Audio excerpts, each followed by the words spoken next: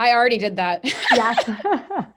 Independent educational evaluations, I told you what they are. They are independent from the school district. They are not just having to do with academics. It can be anything that affects academics. You know, because you actually asked me that, Valeria. It's not just academic testing or IQ testing. If the student's behavior affects their academics, you're going to need to look at that too. If their communication affects their academics and it wasn't evaluated comprehensively or at all when the school district had the shot to do it, then that's part of what we would be making an IE request for.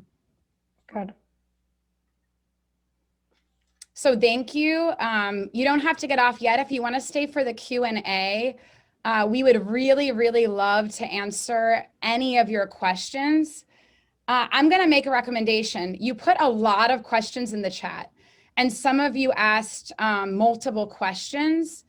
It is now 8:23, so we actually were very timely. Yeah.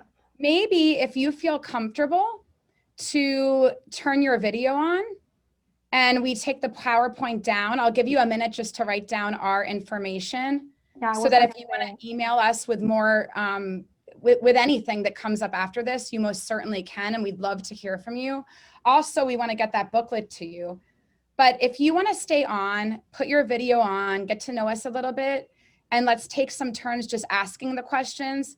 I know that's contrary to what I said with the chat, but there's such an excess of questions in the chat, and I don't know if some of them were already answered or not. Correct. So why don't you think about what's really most important to you, and let's do that.